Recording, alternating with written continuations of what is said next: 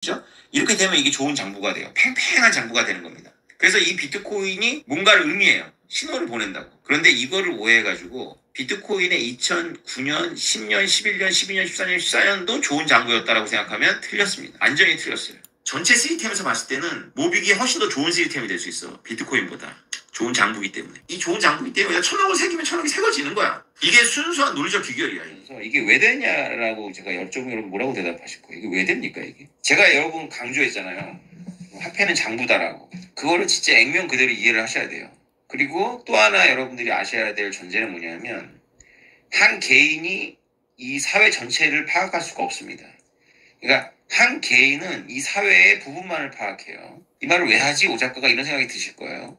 이 한 명이, 한 개인이 사회 전체를 이해할 수가 없는 거야. 사회 전체를. 그리고 화폐는 장부야. 그러면 지금 우리가 목도하고 있는 화폐 현상이 발생하는 겁니다.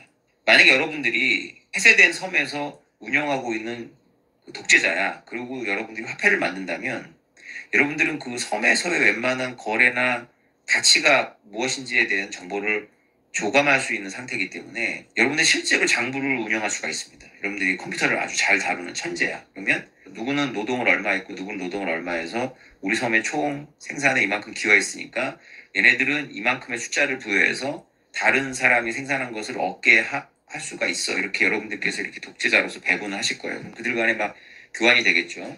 여기서 사고를 확장해 보는 거예요. 근데 이런 독재자가 없어요. 그리고 사회가 너무 큰 거야.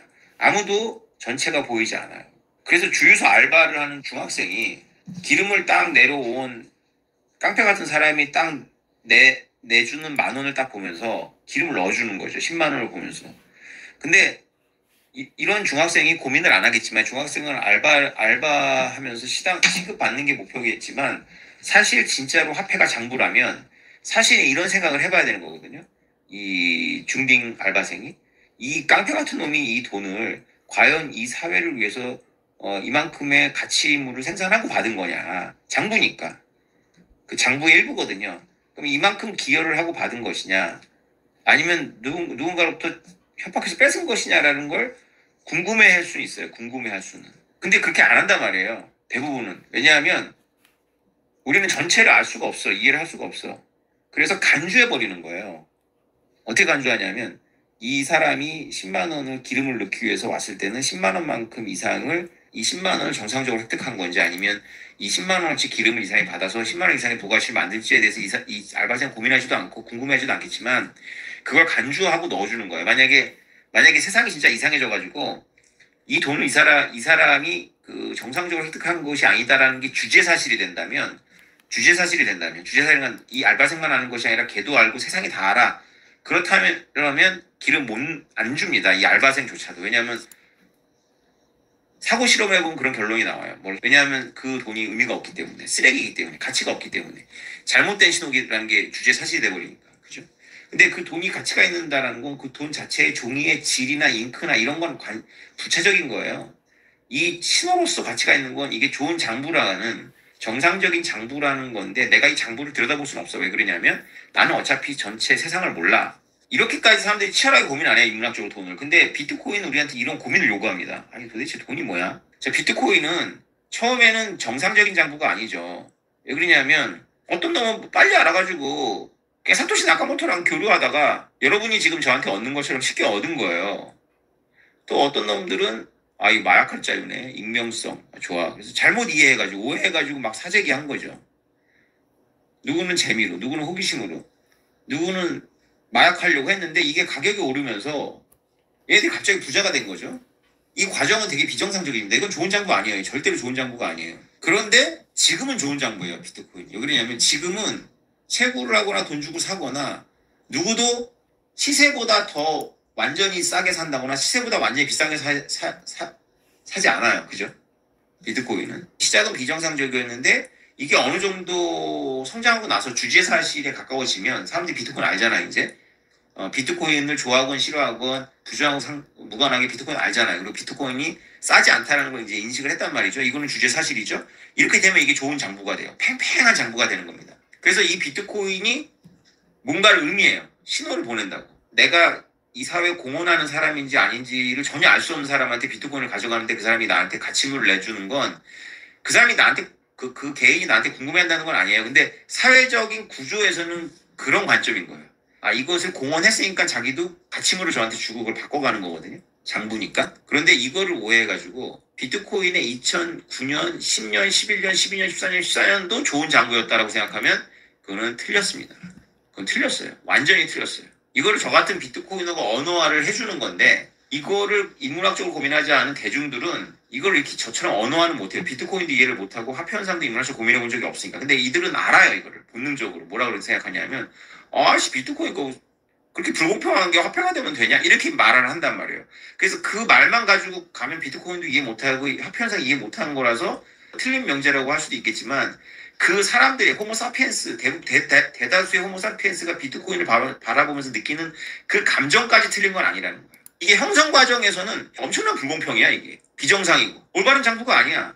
아까 제가 서두에 말했던 그런 알바생으로서 너무 궁금한 거야. 이 양아치 새끼가 이 10만 원 어디서 났지? 이런 생각이 드는 거야. 아, 이거 기름 낭비인데 이런 생각을 하는 거지. 좋은 돈이 아니니까. 좋은 장부가 아니란 말이에요. 그러니까 2009, 10, 11, 12 뭐 피자 먹고 막 2만 개 보내고 뭐 이런 것들이 지금은 이제 비트코인 맥시들한테는 기념도 하고 하지만 그거 전혀 기념할 일이 아니야 사실은. 그만큼 좋은 장부가 아니라는 거야. 이게 오태민이 만든 말이냐? 미제스를 읽었기 때문에 이렇게 말한 거야. 미제스가 이거보다 훨씬 더 고급지게 얘기했지. 금에 대해서. 그리고 정보 화폐에 대해서. 금이 갖고 있는 역사성. 금도 처음에는 좋은 장부가 아니었을 거야. 그런데 시간이 많이 지나면서 그런 사람들이 죽고 또 이렇게 하면서도 또 이게 장부기 때문에 장부는 기록을 잘하면 되는 거거든요. 그 이후로. 기록이 잘 된 거지. 그래서 지금은 설사 일부는 금을 길에서 주웠다 할지라도 그건 전체의 부분인 거고 금의 대다수는 좋은 장부를, 좋은 신호를 반영해. 우리가 전체를 모르는 호모사피엔스가 전체를 이해하는 시금석이 되는 거야, 금이. 금을 통해서 나는 이 사회의 전체를 이해하고 있는 거야. 아, 이 금을 얘가 갖고 왔다는 건 얘가 이 금만큼 사회 공헌을 했겠구나라고 하면서 나도 부가가치를 내주는 거거든. 그래서 과거하고 약속이고 미래하고 약속도 돼, 금은. 근데 이 정부가 찍어낸 종이돈은 이게 좋은 신호가 아니야. 왜냐하면 정부 자체가 신호를 자꾸 교란하는 거거든. 이게 미제스가 100년 전에 깨우쳐가지고 쓴 책에 나오는 내용인데 미제스는 비트코인 당연히 모르지. 근데 비트코인이 바로 이거야. 비트코인이. 바로 성숙하고 나면. 근데 비트코인의 과거의 이 4, 5년은 너무나 미성숙하고 너무나 왜곡되어 있기 때문에 들여다보면 들여다볼수록 비트코인 전체에 대해서 회의감을 갖도록 되어 있어.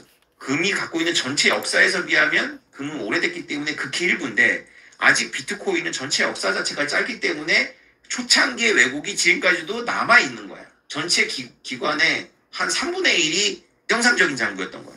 그래서 모빅 프로그램을 고민을 했지만 시작하고 나서는 왜 이렇게 빨리 진행해버렸냐면 이 비정상적인 과정을 최대한 빨리 줄여야지만 모빅이 진행되는 그 과정에서 이 비정상적인 기간이 차지하는 과정이 짧은 거야. 이해가 되세요? 모빅의 전체 역사는 비트코인에 비해서 너무 짧지만 모빅은 비정상적인 기간을 굉장히 압축해버렸기 때문에 비트코인처럼 길지가 않아. 그래서 어느 정도 궤도에 올라오고 나면 더군다나 발행자, 가장 많은 세너리지를 누릴 수 있는 발행자가 다 동결시켜버렸기 때문에 여러분들 안에서 돌아다니는 모빅은 몽트빌이 끝나고 나면 굉장히 정상화된 굉장히 좋은 장부가 돼. 왜냐하면 각자의 판단을 가지고 일부를 갖고 있고 전체도 알고 있고 내가 갖고 있는 게 전체의 몇 %인 장부인지를 정확하게 알 수 있고 그런 과정에서 불확실성이 거의 없는 상태에서 여러분들이 거래를 하면 각자의 부여한 가치의 판단이 있는 것 뿐이지 객관화돼. 이게 객관화되면서 굉장히 빨리 정상화돼. 그 다음부터는 의미가 없어. 그 다음부터는 이게 장부이기 때문에 여기다가 1000억을 새기면 1000억이 새겨지고 여기다가 100억을 새기면 100억이 새겨지는 장부일 뿐이야. 그래서 우리는 투자자이기 때문에 이게 개당 얼마가 되느냐가 너무 중요하지만 전체 시스템에서 봤을 때는 모빅이 훨씬 더 좋은 시스템이 될 수 있어. 비트코인보다. 좋은 장부이기 때문에. 내가 주지의 사실로 계속 공포하면서 왔기 때문에 비트코인처럼 사토시 나카모토가 음흉해서가 아니라 그때는 비트코인 이전에는 비트코인 현상이 없었기 때문에 사람들이 기준점을 삼을 게 없었어. 기준점 삼을 게 없었기 때문에 계속된 긴가민가가 계속 이어진 거지. 비트코인은 그 길을 간 거야. 최초니까.